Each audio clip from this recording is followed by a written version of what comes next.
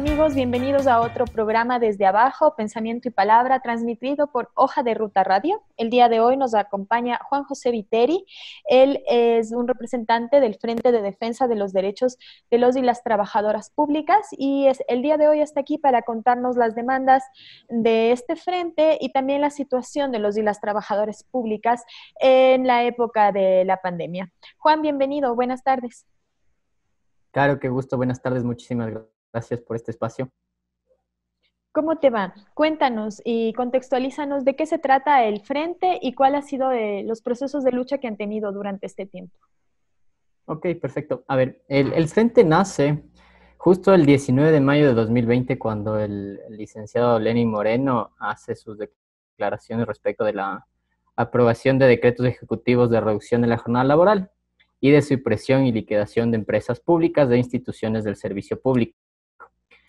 El Frente nace entonces como una respuesta a las políticas de precarización y vulneración de derechos laborales de los trabajadores públicos que se han venido implementando y fomentando por parte del gobierno durante estos 3 años.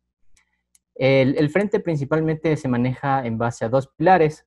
Uno, que es convertirnos en un espacio de verdadera representación para los trabajadores públicos y que puedan generar acciones en defensa de los derechos. Como bien sabes, hay otras organizaciones que justamente se conciben como sindicales, pero que realmente no generan una verdadera representación del trabajador público y del trabajador en general, porque se han mostrado más bien bastante funcionales al gobierno nacional y han un poco aupado la vulneración de derechos. El siguiente pilar fundamental del frente como tal sería entonces la revalorización de lo público, tanto de los y las trabajadores como del servicio público que se entrega hacia la ciudadanía como un derecho también de los ciudadanos. El proceso de organización, de cómo se va consolidando el frente, se podría resumir en 2 etapas. Una primera fase en la que nosotros y nosotras contactamos a servidores públicos cercanos a nosotros, y una siguiente fase, que es ya una fase un poco más permanente, que es a través de formularios mediante nuestras redes sociales. El Frente actualmente cuenta con la participación de 62 trabajadores y trabajadoras públicas de diferentes instituciones, el Instituto Nacional de Estadística, Ministerio de Educación, Ministerio de Salud, municipios, CENESID. Son un poco las personas que componen en estos momentos el Frente de Defensa de las y los Trabajadores Públicos.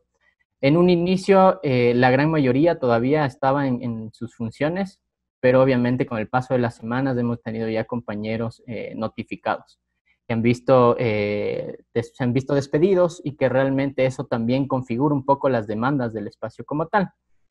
Nuestros ejes de acción pasan un poco por los procesos de continua consolidación y de organización de los y las trabajadores públicos. También tenemos articulación con otras instituciones, con organizaciones y comités de empresas públicas, de instituciones públicas, justamente para un poco ir ampliando las demandas y generando una lucha mucho más colectiva. Fomentamos y apoyamos acciones legales. En estos momentos el Frente como tal es parte de veedurías ciudadanas impulsadas por el Consejo de Participación Ciudadana y Control Social, en las cuales se realiza un acompañamiento y una revisión técnica de los procesos de liquidación y supresión de las empresas públicas. Y también estamos bastante activos en lo que sería la convocatoria y la presencia en las calles. Creemos que el gobierno de momento no nos ha dejado ninguna otra alternativa que generar e implementar la democracia en las calles. Realmente no es un momento de diálogo con el gobierno. Justamente por eso nosotros nos desembocamos en la protesta social. Buscamos que más sectores se vayan consolidando en la lucha y en el rechazo de las medidas que se han venido implementando. Y justamente creemos que tanto las acciones legales que han implementado algunos sectores, por ejemplo, la empresa Correos del Ecuador, Siembra, el propio TAME y algunas otras instituciones que están haciendo trabajo con las asambleas, puedan llevar esa presión y ese acompañamiento desde las calles, una presión social que justamente acompañe y magnifique y genere una mayor incidencia de lo que estamos nosotros buscando a través de ciertas acciones legales. Obviamente entendemos que estamos en un contexto de pandemia, es bastante complicado eso merma un poco la cantidad de personas que llegan a las convocatorias, pero nosotros más bien en ese sentido lo que un poco hemos ido planteando es una resignificación de lo que sería la movilización social, justamente bajo este contexto de pandemia. La movilización social entendida no únicamente como la protesta en las calles, sino como también la protesta en nuestros espacios particulares, nuestras casas, nuestros trabajos, el acompañamiento en redes sociales cada vez que se sale a las movilizaciones en las calles. Eso es un poco, Caro, lo que te puedo contar referente a lo que ha venido haciendo el Frente, en lo que se ha constituido. Nosotros obviamente nacemos como respuesta, como una consecuencia a las medidas del gobierno. En estos momentos nos conformamos como una organización de hecho, pero lo que busca el Frente en realidad es irse constituyendo a mediano y largo plazo como una organización de derecho, que como te digo, genere una verdadera representatividad hacia las y los trabajadores públicos y que justamente su bandera de lucha sea la defensa de los derechos laborales y la defensa de lo público en general. Es esa Juan, consigna, ¿sí? durante el tiempo de la pandemia, ¿qué sectores públicos se han suprimido? La primera pregunta. Y la siguiente, ¿cuál es la consecuencia, digamos, para el Ecuador de esta supresión de los sectores públicos? Porque los trabajadores públicos no solo están viviendo que se les está despidiendo, que hay una reducción presupuestaria para los sectores públicos indispensables, por ejemplo, la salud y la educación se han visto afectadísimos durante esta época, pero también están viviendo el no pago de sus salarios. Entonces, creo que esto también llama a las movilizaciones. Más o menos cuéntanos cuál es la realidad del sector público, qué es lo que se está viviendo en estos momentos y si es que esto podría ser pensado como producto de la pandemia o más bien es un producto de las medidas económicas del gobierno. ¿Cómo lo están viendo ustedes? Bueno, nosotros primero como Frente obviamente tenemos una posición política que es totalmente contraria a la lógica y a la política del gobierno. Hay que entender que es un modelo neoliberal el que se está implementando durante estos 3 años y ese modelo es el que ha venido justamente fomentando todas estas supresiones, toda esta disminución de la capacidad del Estado para generar respuesta y para garantizar derechos. Los sectores públicos que se han venido suprimidos, hay que recordar que desde el año 2018 también ya se implementaron algunas supresiones en empresas públicas como en Farma, Fabrec y Cementera del Ecuador, pero ya en el contexto de pandemia solamente y por justamente el acuerdo realizado con el Fondo Monetario Internacional, se plantean 10 supresiones más de entidades públicas que justamente se posicionan dentro de los diferentes ámbitos del sector público y que generan servicios bastante importantes para la ciudadanía. Tenemos la empresa Ferrocarriles de Ecuador, medios públicos, Ecuador Estratégico, el propio TAME como empresa pública, Siembra EP, Correos del Ecuador. Son empresas que generan un servicio, pero que también tienen dentro de sus activos patrimonios que son parte del Estado, son parte de la ciudadanía. Por ejemplo, TAME no solamente se representa como una aerolínea al servicio de la ciudadanía, sino que también cumple un rol de responsabilidad social. TAME es la única empresa, por ejemplo, que tiene conexiones a ciertos lugares del Ecuador que simplemente con la salida de esta empresa del país, del mercado, quedarían desconectados. Quedamos también a merced de las otras aerolíneas para que justamente puedan establecer los precios y la calidad del servicio que ellos requieren. Correos del Ecuador tiene más de 190 años en el país. Es una empresa que también es patrimonial. Ferrocarriles del Ecuador es una empresa que se ha venido recuperando y que justamente también es un bien patrimonial para la ciudadanía. Entonces, esta lógica del gobierno obviamente responde a las políticas de consolidación fiscal pactadas con el Fondo Monetario Internacional, que lo que piden es justamente que la supresión del Estado sea al mínimo y que se generen todas estas suertes de privatizaciones, porque ojo, estas empresas no son ineficientes, no están trabajando a pérdida, son empresas que son autosustentables en muchos de los casos y que justamente se genera este discurso por parte del gobierno para que el valor de estas empresas baje y bueno, sabemos que ya hay propuestas de entidades privadas de otros países que están queriendo hacerse con estas empresas. Entonces, no es solo una pérdida de los trabajadores como tal, sino una pérdida de la ciudadanía también. Por supuesto, lo que estás hablando es muy, muy interesante respecto a que los bienes, digamos, del Estado, que además que son bienes que se están suprimiendo, que representan una liquidez para el Estado, están siendo vendidos y pronto serán privatizados seguramente. O sea, no es una lógica nada más que se viene trabajando por la pandemia o una consecuencia de la pandemia, sino más bien responde ya a políticas públicas que se implementaron en el gobierno de Lenín Moreno desde sus inicios, ¿no? Además que es un proyecto político por el que no se votó y es un proyecto político privatizador y neoliberal. Como tú bien lo has señalado. Ustedes, como Frente de Defensa de los Trabajadores, presentaron un manifiesto público. En este manifiesto público, ustedes topan algunos temas, entre ellos la precariedad laboral. ¿Qué significa, Juan, la precariedad laboral? ¿Por qué refieren a esto como Frente de Defensa de Trabajadores Públicos y cómo están viviendo, digamos, las condiciones precarias los servidores públicos? Podríamos pensar que es justificable, digamos, que se achique el Estado si es, en tiempos de pandemia, si es que no hay un trabajo de parte de los servidores públicos. ¿Cómo leerías esto? Bueno, claro, yo principalmente creo que no es justificable en ningún momento la reducción del Estado y más que nada en este contexto de pandemia. Creo que somos el único país en el mundo en que ha ido en contra de la lógica de la pandemia. La pandemia lo que nos ha demostrado es que se requiere justamente para dar respuestas a la ciudadanía, respuestas eficientes, un sector público bastante bien consolidado, bastante fuerte, con bastante inversión en sus diferentes ámbitos. La precariedad surge el momento en el que primero el gobierno decide que nos va a reducir la jornada laboral. Esa jornada laboral implica necesariamente una reducción de los salarios y bueno, la condición de teletrabajo justamente evita que se cumplan esos horarios laborales. Muchos de nosotros estamos trabajando hasta 8 y 10 horas, pero esas 8 o 10 horas laborales también se suman horas de los cuidados del hogar, Mm. de estar haciendo tutelaje con nuestros niños. Entonces, realmente estamos en condiciones de una teleexplotación, por así decirlo, y que encima vemos que se nos ve mermados nuestros sueldos. Entonces, la precariedad que nosotros estamos viviendo en estos momentos pasa bastante por ahí, pero pasa bastante también por el hecho de que constantemente estamos viviendo una situación de incertidumbre, de inestabilidad laboral, no solo por el tema de los sueldos, sino por los reiterados despidos y notificaciones que se están generando con el pasar de los días. Cada uno de los acuerdos ministeriales que están sacando responden a esta ley mal llamada humanitaria, y que lo que buscan justamente en un principio era ajustar el Estado. Fueron primero en busca de los contratos ocasionales.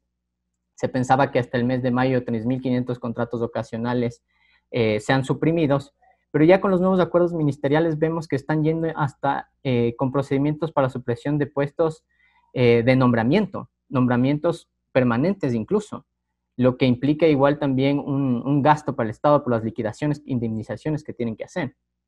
Juan, una pregunta, si esto llega a darse, primero que es inconstitucional, pensaría yo, ¿no? La reducción del salario es inconstitucional, mucho se ha discutido sobre el tema, no se puede retroceder en derechos laborales y esto que estamos viviendo es un retroceso en derechos laborales, esto es un hecho, sin, además que esto por una parte en el sector público, viste que en el sector privado también existe esta reducción presupuestaria de los salarios e incluso del salario básico, que es un gran problema y que ponen al empleador a negociar con el empleado en una suerte de David contra Goliat. Es imposible que yo como empleado negocie como mi empleador y no acepte las condiciones que me están imponiendo porque no es nada más que eso. Entonces podríamos hablar que es un gobierno empresarial que está beneficiando a los sectores empresariales por un lado, que reduce además el gasto presupuestario del Estado por otro, pero que reduce el gasto presupuestario, digamos, liquidando a trabajadores y volviendo un Estado ineficiente, porque cuando no hay suficientes trabajadores en el Estado se vuelve ineficiente. ¿Cuál es la importancia del gasto público y de un Estado, digamos, robusto para el desarrollo de un país desde tus perspectivas? A ver, vamos por partes. Primero lo que has mencionado respecto a que estas medidas rayan en lo inconstitucional. justamente todos estos instrumentos normativos violan lo que estaría estipulado en el artículo 328 de la Constitución, que establecen que el pago de remuneraciones se dará en un plazo establecido y no podrá ser reducido. Como bien sabes, durante 4 meses hemos ya visto nuestros salarios totalmente aplazados del tiempo normal de pago. Estamos casi a mes caído recibiendo los sueldos. Normalmente eran 3 semanas. Este mes de julio, perdón, nos adeudan ya lo que sería el mes de junio y han pasado más de 20 días y todavía no recibimos nuestras remuneraciones. Entonces, todo esto no solo va en contra de los artículos de la Constitución, sino también de convenios internacionales como los de la EIT, en los que simplemente no se puede violar la protección y la estabilidad que está en torno a recibir nuestro salario, ¿no? Y por lo otro, pues, a ver, la importancia de un Estado fuerte y de un gasto público robusto. Hay que entender que justamente el hecho de tener este modelo neoliberal implementado, que justamente las políticas responden a un gobierno empresarial, como tú bien has dicho, hay que poner sobre la mesa que la lógica de reducir las capacidades estatales es para que justamente quienes se beneficien de todo esto sean las entidades privadas, no solo universidades, sino también los bancos a través de créditos estudiantiles. Si es que disminuimos las capacidades de las universidades en cuanto a profesores y en cuanto a presupuesto, lo que vamos a tener va a ser que simplemente los cupos van a ser bastante limitados y a las personas no les va a quedar de otra salida que empezar a buscar créditos en entidades privadas, porque incluso el Estado como tal ya no proveería de estos créditos, de estas becas para que las personas puedan estudiar. Entonces, con esta lógica, tú lo que haces y desde el Estado es romper y eliminar todos los mecanismos de movilización social que tienen las personas para mejorar sus condiciones de vida. Entonces, la importancia del Estado público, de un gasto público fuerte, es justamente generar estos mecanismos de movilización social, garantizar los derechos a la salud, a la educación, a un trabajo digno. Ahorita estamos trabajando en condiciones indignas y es por eso que nosotros, como Frente de Defensa de las y los Trabajadores, hacemos este llamado a la ciudadanía para que generar una suerte de empatía, para que justamente se entienda que este proceso que estamos viviendo no es algo que nos atraviesa solo a trabajadores o a estudiantes de la educación pública, nos afecta a todos. Por ejemplo, si es que yo tenía mi hija en una escuela privada, con la reducción del salario, quizás yo ya no pueda mantenerla en una escuela privada, me toque buscar una escuela pública. Si es que el Estado no garantiza el presupuesto para esa escuela pública, obviamente la educación va a ser de muy baja calidad. Entonces, hay afectaciones sobre la base de la sociedad, sobre el tejido social, y eso obviamente nos genera indicadores de empleo y de pobreza súper subdesarrollados y o sea, en estos momentos, la OIT, la propia OIT, estima que para finales de año existirían unas 850,000 personas que estarían perdiendo sus puestos de trabajo. Eso es más o menos unos 10 puntos de la población económicamente activa. Es muy, muy acertada y además muy, digamos, amplia la intervención que has tenido, Juan.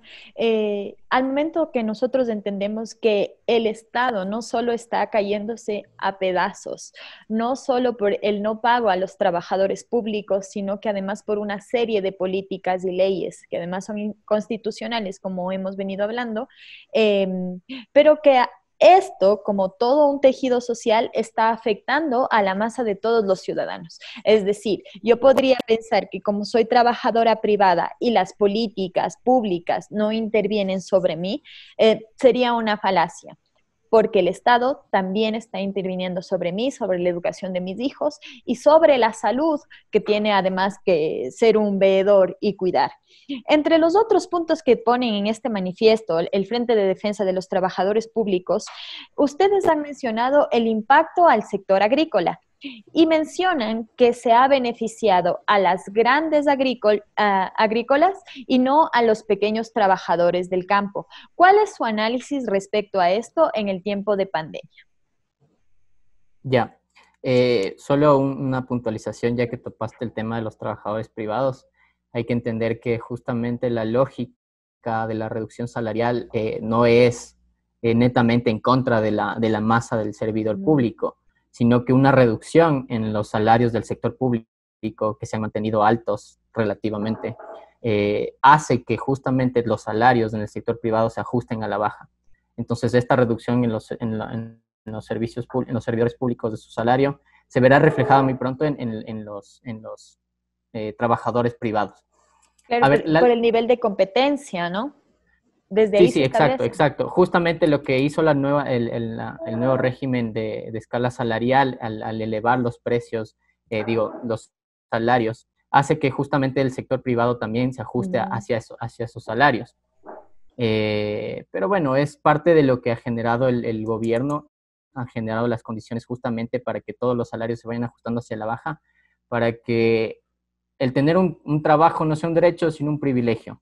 Entonces, tomando en cuenta lo que tú dices respecto al sector agrícola, sí, obviamente ha sido un sector que se ha mantenido, obviamente, en un contexto de pandemia bastante activo, pero que también necesita de estos intermediarios súper grandes, que son estas grandes corporaciones, que son al final las que generan el producto que llega a los hogares. Entonces, obviamente, una desatención por parte del Estado para los campesinos se ve traducido en mejoras netamente para los sectores ya bastante favorecidos, como podría ser la corporación La Favorita. Entonces, desde el frente como tal, lo que nosotros justamente promulgamos es que existan condiciones en las que las personas del campo, las personas que están generando los, los bienes y las necesidades que nosotros consumimos todos los días, tengan justamente todas las condiciones necesarias, no solo para la producción de sus bienes, sino también para que de esa producción ellos puedan subsistir en condiciones dignas. Claro, ejemplificando lo que tú estás diciendo, Juan, yo creería que se ha beneficiado mucho al grupo Supermaxi, por ejemplo, en el tiempo de pandemia, cuando cerraron todos los mercados que son como las pequeñas distribuidoras que tenemos nosotros generalmente de productos agrícolas y se dejaba transitar al Supermaxi, al Santa María, que son grandes corporaciones que venden los alimentos, digamos, a gran escala y se sigue beneficiando a este grupo. Ahora bien, lo que sí se ha visto es que hay como un mayor índice de contagio, digamos, en los lugares pequeños, pero creo que esto responde a lo que ustedes también ponen en algún punto, que es que el gobierno no ha proporcionado información certera o información veraz respecto a cómo cuidarnos en tiempos de pandemia. Y creo que esto se vive constantemente cuando tienes un ministro de salud que te dice todo el tiempo que estamos bien, que hay cama para toda la gente que se enferme, o sea, no es coloquial, no hay cama para tanta gente, aquí hay camas para todos, y parecería que el Ecuador es un paraíso para la pandemia, pero según el ministro de Salud, pues que todo anda bien. Entonces tenemos como este doble discurso, el oficial que te dice que se mantienen las cosas, digamos, alertas, que podemos salir a trabajar, que te hablen el semáforo amarillo, y la otra realidad que está viviendo la gente en donde se está enfermando y donde tienes en el Ecuador una tasa casi del 50% de morbilidad, porque eso es lo que se ve en las cifras no oficiales. Entonces creo que esto es como un enfrentamiento también y una consecuencia del tipo de gobierno que nosotros estamos viviendo. Eh, ¿Cuál es como el planteamiento respecto a esto de parte del Frente de Trabajadores, que también lo leí? Bueno, solo para cerrar un poco el tema anterior respecto de lo que tomas en cuenta sobre los grandes supermercados, sí, justamente va por ahí.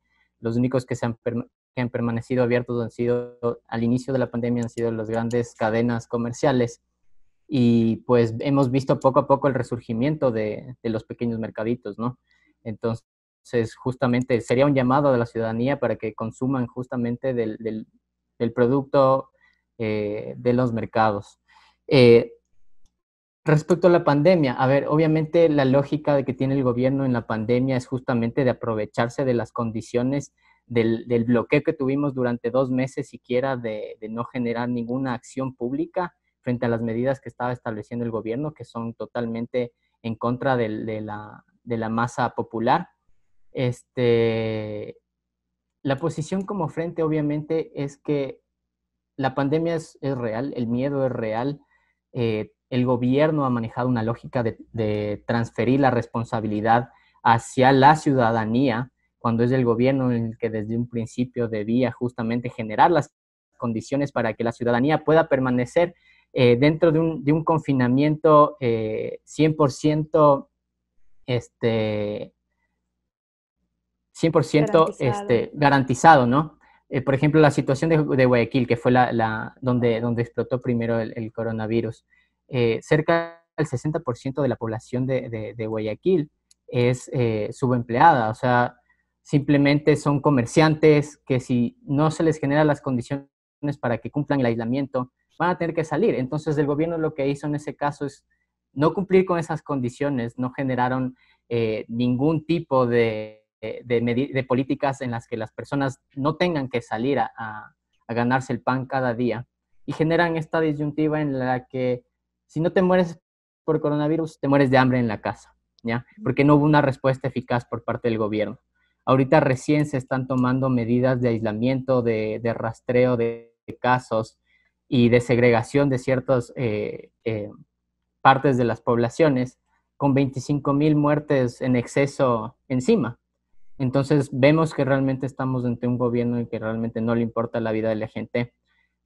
Justamente las acciones que ha tomado ha sido para poner sobre la vida los intereses del gran capital financiero internacional, de especuladores no solo internacionales, sino también nacionales, porque varias de las personas que tienen los bonos que se pagaron durante estos meses son gente de aquí mismo del país.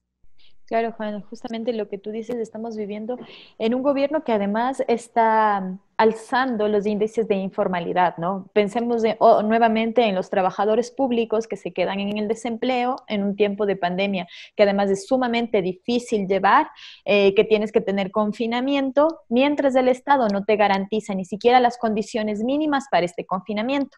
Y también pensemos, digamos, en otros lugares, porque a veces pensar solo en el Ecuador nos parecería que el gobierno está tomando las mejores decisiones, que no podrían hacer más o tales, pero si nosotros viajamos un momento, digamos, a Europa, podemos ver digamos, las medidas económicas o las políticas públicas, o no muy lejos, ¿no? Bukele, que es de derecha, es un representante de derecha que podríamos pensar así como, bueno, son capitalistas, pero finalmente deberían proteger a la población porque es la masa laboral. Cómo ellos garantizaron los medios y los sustentos básicos para que la población pueda mantenerse en pandemia.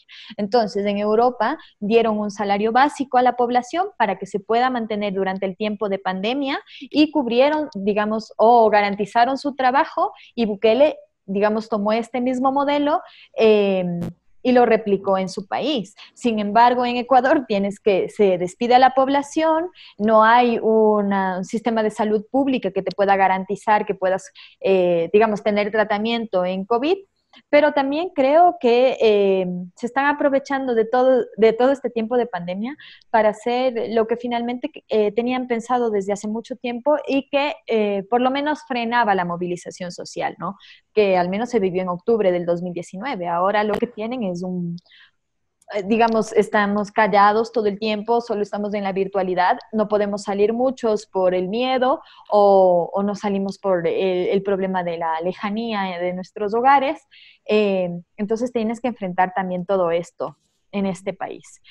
Para finalizar, Juan, quisiera que me dejes con algún mensaje para la ciudadanía. Sabes que en este programa nosotros hemos llevado como una serie de temáticas que han respondido a la importancia del Estado durante el tiempo de pandemia, pero también la importancia del Estado para los ciudadanos, porque creo que nosotros desde el Ecuador no hemos entendido cuál es la importancia del Estado. Y me parece que vamos a tener que enfrentarnos a una nueva época en las votaciones. Seamos positivos y esperemos que lleguen. Y esto debería garantizarnos a nosotros tener un nuevo Estado, pero también aprender de esto y de las políticas públicas y de la participación ciudadana, que me parece que es un eje fundamental en el desarrollo del país. Sí, pues, Caro, tú lo has dicho bastante bien y es un poco lo que yo ya topé minutos atrás. Creo que somos el único país del mundo en el que ha ido en contra de la lógica de la pandemia. Todos los gobiernos, más que nada los gobiernos en Europa, han ido fortaleciendo el sector público. El propio Macron, que es un personaje de derecha liberal, ha reconocido la importancia de tener un sector sanitario fortalecido con un gasto público permanente. Pues nosotros justamente hemos ido en contra de esa lógica, mientras en España se precautela el 80% por parte del Estado de los salarios de los trabajadores, justamente para que no se generen esos despidos masivos, porque es lo que genera la pandemia, al haber tanto paro en las industrias y en las empresas y en los restaurantes. Aquí en Ecuador simplemente lo que se hace es generar todos esos despidos, justamente cumpliendo lo que se venía haciendo, el programa del Fondo Monetario Internacional, que es lo que iba solicitando. Entonces, mientras, por ejemplo, en Alemania lo que se hace es empezar a estatizar ciertas empresas privadas para que justamente no cierren, lo que se hace acá en Ecuador es cerrar masivamente empresas públicas que pertenecen al Estado. Entonces, justamente esa lógica es contraria a los intereses de la gente, pero sí que responde a intereses particulares de la élite económica. En ese sentido, la importancia del Estado en este contexto de pandemia, garantizar trabajo y garantizar el salario de la gente. ¿Qué le podría decir yo a la gente desde el Frente de Defensa de las y los Trabajadores Públicos? Que simplemente entendemos que es un momento de miedo, es algo de lo que se ha aprovechado el gobierno. De hecho, todas estas medidas que se han un poco pujado más que nada durante este periodo de 3, 4 meses de pandemia han sido bajo una doctrina del shock en lo que prima es el miedo de la población. Y ahí sí tengo que disentir un poco contigo, si hemos un poco generado acciones públicas, acciones movilizatorias. Entendemos que es bastante difícil igual la convocatoria por el tema de la movilización de la gente, por este miedo latente y legítimo que existe a contagiarse y a perder la vida. Pero yo les diría a las personas que simplemente confíen en que las labores que hacemos dentro de estas organizaciones son justamente en pro de nuestros derechos. Cuando nosotros salimos a las movilizaciones, tratamos no solo de mostrar nuestro descontento, sino también de generar una suerte de empatía con la ciudadanía, para que vean que el rato que nos movilizamos no lo hacemos por irresponsables, lo hacemos porque realmente el gobierno nos ha dado una alternativa, y lo hacemos simplemente porque la gente que no se puede movilizar se siente identificada y representada a través de las personas que sí lo pueden hacer. Entonces, la importancia de tener un Estado fuerte, de tener un gasto público consolidado y en función de los intereses y de las condiciones de vida de las personas, es justamente para que esta pandemia no se siga profundizando mucho más allá de la catástrofe en la que ya nos ha sumido el gobierno. Sí, Juan, sabes que lo que tú topas aquí topó el rector de la Universidad Central como una temática muy fuerte, digamos, en este tiempo, y él decía, el irresponsable es del gobierno, ¿no? Que obliga a los muchachos, a los estudiantes a movilizarse en tiempo de pandemia. O sea, ¿cómo podemos movilizarnos para reclamar derechos en un tiempo en el que debemos estar confinados? Y a esto nos ha llevado el gobierno. Es una respuesta, digamos, a todas las violaciones de los derechos humanos que tenemos como sociedad.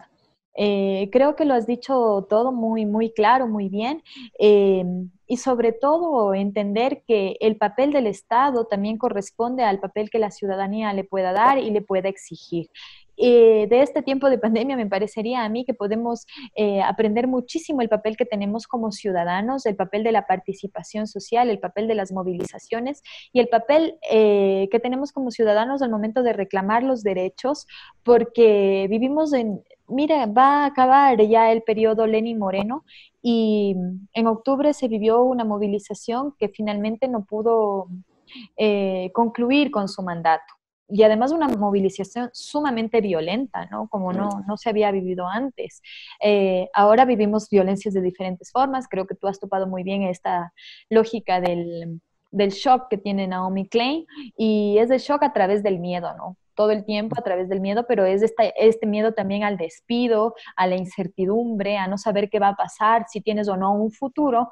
Y es un miedo instaurado, obviamente, desde el statu quo, desde el Estado y desde estas políticas que se han implementado en el Ecuador.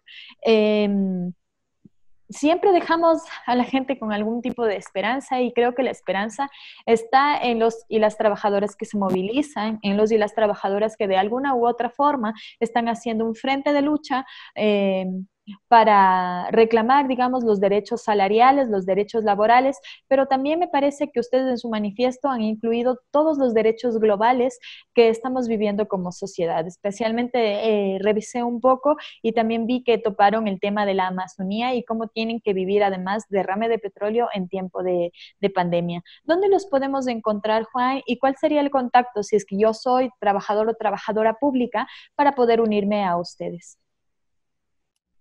Bueno, primero antes de contarles cuáles serían las formas en las cuales ustedes podrían formar parte del frente, creo que tú has dicho bastante, has topado un punto bastante medular, y es justamente cómo el gobierno ha generado estas condiciones para que justamente la gente se aferre a su trabajo y no reclame, para que el derecho al trabajo sea más bien convertido en un privilegio.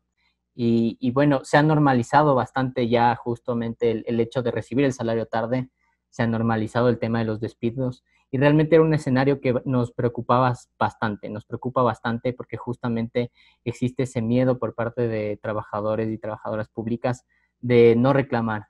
Muchas personas cercanas al frente y a nosotros nos van preguntando, pero ¿cómo reclamo sin perder yo mi trabajo? Pues justamente a través de la lucha colectiva. Si es que yo el día de mañana, porque, por ejemplo, el Frente de Defensa en la Educación Pública hace un llamado a una huelga virtual, si es que yo el día de mañana me sumo a esa huelga individualmente, puede ser que sí, que todas las repercusiones caigan sobre mí individualmente. Pero si es que ese llamado a huelga se vuelve ya más colectivo, es un esfuerzo en bloque, en conjunto, ya es mucho más difícil para un gobierno justamente generar represalias al conjunto de la población. Además que estamos amparados por nuestra propia normativa. El derecho a la huelga es justamente algo que nos ampara y que justamente se levanta para nosotros poder reclamar lo que es justo, lo que consideramos nuestro, que es nuestro salario, nuestra estabilidad laboral. El frente, como te comentaba, principalmente ahorita se está manejando a través de ingresos por formulario en redes sociales. Nosotros estamos constantemente generando estos canales de apertura. Cada semana ingresa un poco más de gente que justamente quiere y busca un espacio en el que pueda generar acciones en respuesta, porque hay que entender algo. Todas estas respuestas se dan justamente porque, como bien ha dicho el rector de la Universidad Central, estamos ante un gobierno irresponsable. Estamos ante un gobierno que realmente es infame y que toma la vida de la gente como si no importara. Entonces, todas estas acciones son en respuesta y en consecuencia a todo aquello. Lo único que nos va a salvar en estos momentos es una respuesta en conjunto de todos los sectores de la población, bajo una sola consigna, que en este caso la nuestra es la defensa de todo lo público. Listo, Juan. ¿Cómo te encontramos? ¿En qué red social? ¿Cómo les encontramos al frente de... En Facebook estamos como Frente de Defensa de las y los Trabajadores Públicos. En Twitter es @frentepúblicos. Son las dos plataformas digitales que estamos nosotros en estos momentos manejando. Muchas gracias, Juan, por tu presencia en este tiempo, por darnos esta entrevista y por ser muy claro, digamos, en las consignas que han tenido desde el Frente de Defensa de los Trabajadores Públicos. Entendemos además que el Estado es el que está llamado a garantizar la vida de los ciudadanos y también el bienestar de ellos. Esto ha sido Desde Abajo, un programa transmitido por Hoja de Ruta Radio. Agradezco la presencia de Juan Viteri y quien locuta Carolina Álvarez. Pues les esperamos como siempre el próximo día jueves a las 5 de la tarde. Muchas gracias, Juan. Muchas gracias, Caro, por el espacio. Cuídate mucho. Hasta luego.